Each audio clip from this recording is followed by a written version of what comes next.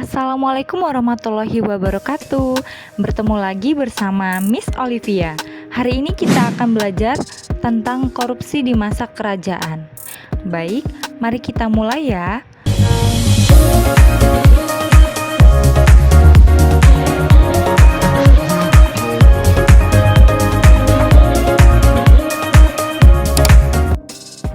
Korupsi di masa kerajaan ini merupakan salah satu materi bab belajar dari sejarah. Nah, sebelumnya kita simak pesan berikut ini ya. Jangan sekali-kali meninggalkan sejarah. Begitu pesan dari Bung Karno, Bapak Bangsa sekaligus Presiden pertama Republik Indonesia. Nah, teman-teman, arti dari pesan Bung Karno adalah kita harus melihat sejarah agar dapat melangkah dengan tepat di masa kini dan masa depan. Pesan Bung Karno itu berhubungan dengan perilaku korup yang kian menjangkiti bangsa kita tercinta ini. Perlu diingat, korupsi bukan budaya kita. Budaya kita adalah budaya anti korupsi. Perilaku korupsi terjadi jauh sebelum Republik Indonesia sendiri. Ketika negara kepulauan ini masih terpecah ke dalam kerajaan-kerajaan, banyak kisah yang bisa kita pelajari untuk menghindari perbuatan tercela itu di masa kini. Perilaku korup di zaman kerajaan tidak dapat dilepas dari kehidupan para elit istana yang haus akan kekuasaan. Sejarah kerajaan di masa lalu kerap dipenuhi dengan intrik perebutan kekuasaan. Semua konflik itu tak lepas dari naluri buruk manusia yang mudah tergoda kekuasaan, kekayaan, dan wanita. Kerajaan Singosari adalah salah satu kerajaan yang didera perebutan kekuasaan dan perilaku korupsi menghancurkannya. Kerajaan Singosari oleh Ken Arok pada tahun 1222 dalam kitab Para Raton disebutkan bahwa perebutan kekuasaan Singosari selalu dengan tumpah darah. Beberapa data menyebutkan keruntuhan Singosari karena rusaknya pemerintahan di dalam.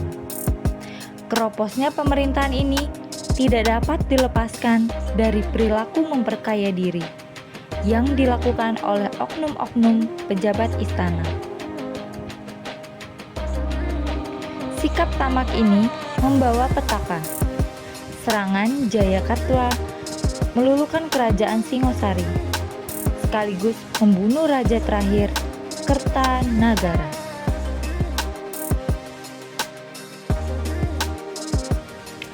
Perilaku korup masih berlanjut di masa Majapahit. Kerajaan ini didirikan pada tahun 1239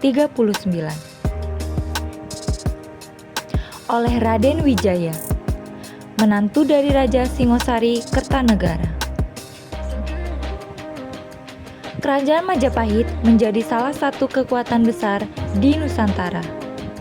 Kerajaan tersebut mencapai puncak kejayaannya pada masa kekuasaan Hayam Wuruk yang berkuasa pada tahun 1350 sampai dengan 1389. Majapahit juga dipimpin oleh panglima perang, yaitu Mahapati Gajah Mada. Majapahit juga mengalami berbagai konflik setelah kematian Hayam Wuruk pada tahun 1389. Majapahit kian terpuruk. Konflik perebutan kekuasaan pada tahun 1518, Adipati Yunus dari Kesultanan Islam menyerang kerajaan Majapahit. Serangan tersebut adalah bentuk balas dendam atas kematian Kertabumi. Hancurnya Majapahit juga memiliki catatan yang sama dengan Singosari. Perebutan kekuasaan serta perilaku korupsi yang menyebabkan keroposnya pemerintahan. Kondisi inilah yang menyebabkan Majapahit rentan terhadap serangan dan konflik. Para elit politik saat itu lebih mementingkan upaya memperkaya diri atau golongan daripada menjaga keutuhan dan kepentingan bangsa dan negara. Contoh lain dari ketamakan yang berujung pada perebutan kekuasaan terjadi di Kesultanan Banten.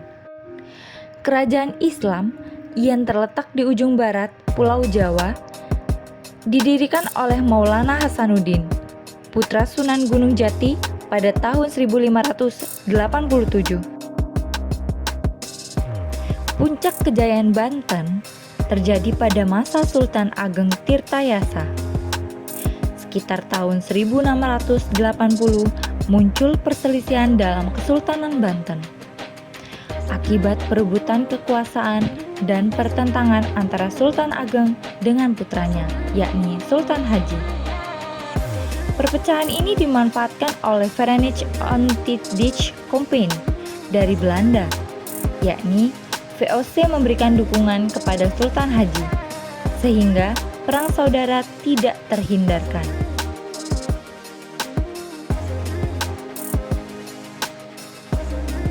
Sementara itu, untuk memperkuat posisinya, Sultan Haji sempat mengutus 2 orang utusannya untuk menemui Raja Inggris di London pada tahun 682 demi mendapatkan dukungan serta bantuan persenjataan.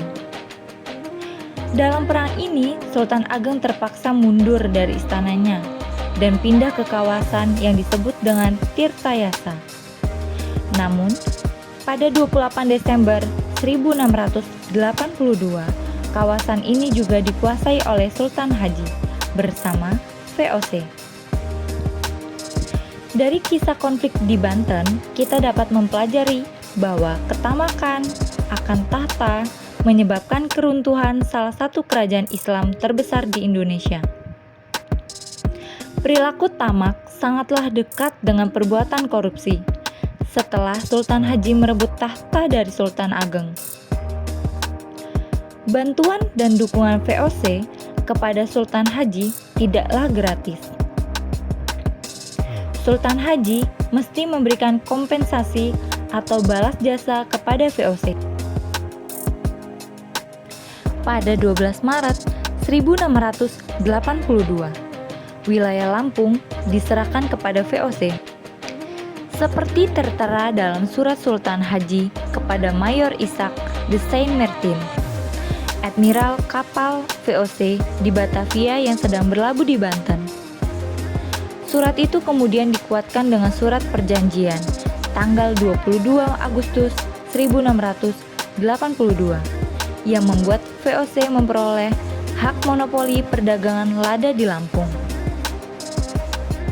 Selain itu, berdasarkan perjanjian tanggal 17 April 1684, Sultan Haji juga mesti mengganti kerugian akibat perang tersebut kepada VOC. Golongan bangsa yang gemar menumpuk harta dan abdi dalam yang lebih suka, artinya mencari muka, pada tuannya serta berperilaku oportunistik menjadi salah satu akar perilaku korupsi. Di dalam aspek ekonomi, raja dan kaum bangsawan menguasai sumber-sumber ekonomi di masyarakat. Sementara rakyat umumnya yang dalam kondisi miskin, tertindas, tunduk, dan harus menuruti kemauan atau kehendak penguasa. Kondisi seperti ini ikut menyuburkan budaya korupsi. Para abdi dalam pun sering melakukan korupsi ketika menarik upeti atau pajak dari masyarakat atau rakyat yang akan diserahkan kepada demang atau lurah. Selanjutnya, upeti tersebut akan diserahkan oleh demang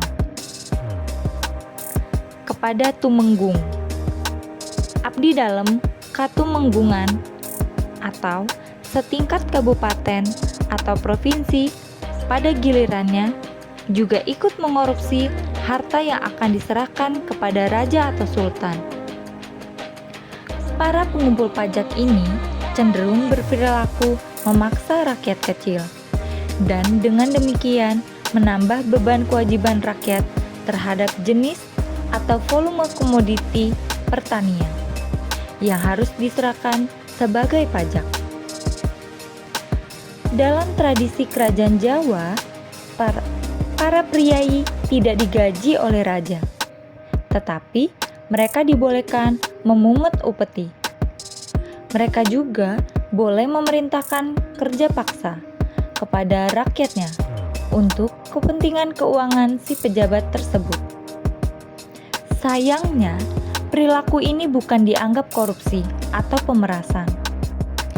Baik raja-raja Jawa maupun pemerintah Belanda kemudian berkuasa di atas petani. Raja-raja menerima hasil bumi dari petani sebagai upeti dan memakai tenaga petani guna pembangunan dan pemeliharaan istana, jalan raya, irigasi, dan lain-lain. Pemerintah kolonial Belanda mempertahankan budaya feodalisme di kerajaan-kerajaan yang sudah ada untuk mempertahankan kekuasaannya. Kerajaan Jawa tradisional tidak terlalu besar membebani petani jika dibandingkan dengan kekuasaan kolonial, karena memang keperluan raja dan golongan priai tidak sebesar keperluan pemerintah kolonial. Yang sangat membebani para petani adalah kerja bakti setiap tahun di keraton dengan membawa upeti. Kerja bakti itu dapat menggagalkan panen sawah di daerahnya karena harus tinggal terlalu lama di keraton. Baiklah, apa saja contoh korupsi pada masa itu? Ada beberapa contoh korupsi dari pejabat VOC. Yang pertama, perdagangan pribadi. Kedua, jual beli jabatan. Dan ketiga, praktik suap. Terima kasih sudah menyimak video ini. Semoga bermanfaat dan sampai jumpa di next video. Wassalamualaikum warahmatullahi wabarakatuh. Jangan lupa like, comment, and subscribe. See you!